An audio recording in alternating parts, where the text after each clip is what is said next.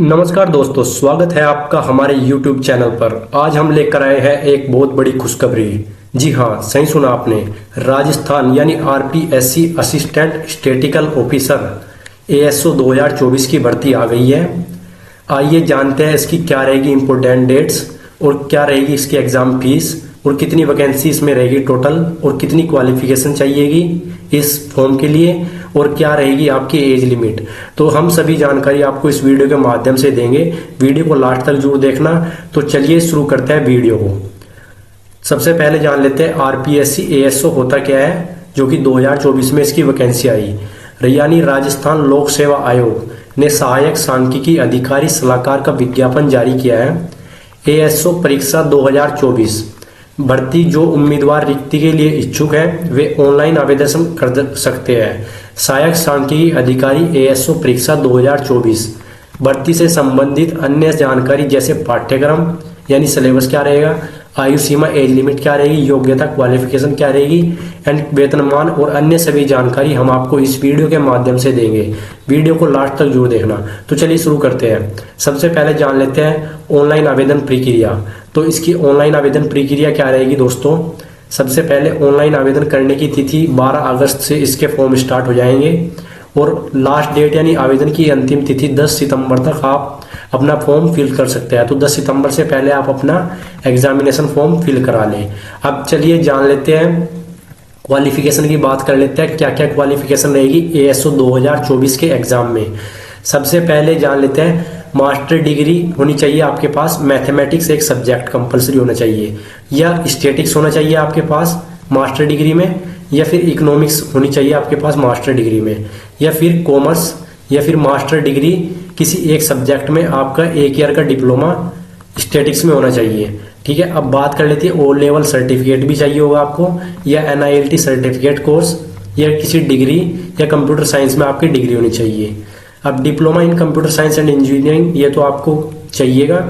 अब आपको क्या होनी चाहिए, राजस्थानी कल्चर की नॉलेज भी आनी चाहिए इसके लिए। और आप और ज़्यादा इंफॉर्मेशन के लिए आप पीडीएफ हम आपको प्रोवाइड करा देंगे डिस्क्रिप्शन बॉक्स में। आप वहाँ से अपनी अपनी क्वालिफिकेशन अपने अपने फॉर्म के अकॉर्डिंग आप अपनी क्वालिफिकेशन चेक कर लीजिएगा वहाँ पे। तो चलिए शुरू करते हैं। आगे फीस के बारे में जान लेते हैं, कितनी रहेगी इसकी फीस। सबसे पहले बता दूं जनरल और अदर स्टेट कैंडिडेट्स के लिए, यानी जनरल कैटेगरी जो राजस्थान के जनरल कैटेगरी के आते हैं, और अदर स्टेट चाहे जनरल कैटेगरी या एससी एसटी कोई भी हो, अगर अदर स्टेट से दूसरे बाहर से राज्य से है तो आपके 600 रुपये शुल्क लगेगा, यानी 600 रुपये फीस रहेगी इस फॉर्म के लिए एएसओ 2024 के लिए। और ओबीसी एससी के लिए बात कर ली जाए, ओबीसी बीसी, तो इसकी 400 रुपये फीस रहेगी। और एससी एसटी की बात कर ली जाए, इसके लिए भी 400 रुपये फीस लगेगी आपकी। और बात कर ली जाए जब आपने फॉर्म फिल कर दिया तो फॉर्म को बहुत ध्यान से फिल करना, क्योंकि अगर आपने एक बार फॉर्म गलती फिल कर दिया तो दोबारा आपको करेक्शन चार्ज लगाया जाएगा और उसका आपको करेक्शन का टाइम दिया जाएगा, लेकिन उसकी फीस रहेगी आपकी 500 रुपये। तो संभव हो कि आप अपना फॉर्म अच्छे से फिल करें जिससे कि करेक्शन की जरूरत ना पड़े। आप अपनी फीस एग्जामिनेशन फीस किसी भी माध्यम से जमा करा सकते हैं, जैसे कि ई मित्रा पोर्टल थ्रू डेबिट कार्ड या क्रेडिट कार्ड, या किसी नेट बैंकिंग के थ्रू भी आप अपना फीस एग्जामिनेशन सबमिट कर सकते हैं। तो आइए चलिए जान लेते हैं वैकेंसी की बात कर लेते हैं। अब वैकेंसी डिटेल्स क्या रहेगी इसकी। इसमें टोटल 43 पोस्ट रहेगी, यानी 43 पोस्ट 43 पोस्ट पर यह वैकेंसी निकली है एएसओ 2024 की। अब बात कर ली जाए वैकेंसी की, 43 पोस्ट की वैकेंसी तो आई है, लेकिन नॉन टीएसपी एरिया और टीएसपी एरिया के बारे में जान लेते हैं क्या होता है नॉन टीएसपी और टीएसपी एरिया। तो हम बता दें आपको, भारत की अनुसूचित जनजातियों के समग्र सामाजिक आर्थिक विकास और सभी जाति वर्गों के विकास को सुरक्षित करने के लिए सरकार द्वारा एक रणनीति की नई योजना इन क्षेत्रों को कुछ रियायतें उपलब्ध कराई जाती है, जैसे टीएसपी आरक्षण कहा जाता है। यानी जिसमें कुछ रियायतें उपलब्ध कराई जाती है उन्हें टीएसपी बोला जाता है। और जैसे कि गैर टीएसपी यानी नॉन टीएसपी, जहां आदिवासी आबादी 50% से कम है तो उसे नॉन टीएसपी कहा जाता है। अब जान लेते हैं जो नॉन टीएसपी एरिया में है उसमें अनरिजर्व्ड यानी जनरल कैटेगरी की 14 पोस्ट रहेगी, ईडब्ल्यूएस के लिए 3 पोस्ट, और एससी के लिए 4 वैकेंसी, और एसटी के लिए 3 वैकेंसी। अब ओबीसी की बात कर ली जाए, ओबीसी के लिए 6 वैकेंसी और एमबीसी के लिए 1 वैकेंसी, और टोटल यहाँ पर 31 पोस्ट रहेगी नॉन टीएसपी एरिया वालों के लिए। यानी 31 पोस्ट पर आप नॉन टीएसपी एरिया की वैकेंसी फिल होगी। अब टीएसपी एरिया की बात कर लें, यहाँ पर अनरिजर्व्ड यानी जनरल कैटेगरी के लिए 1 सीट, SC ST के लिए 11 सीट, यानी टोटल 12 सीट इस पर रहेगी टीएसपी एरिया के लिए।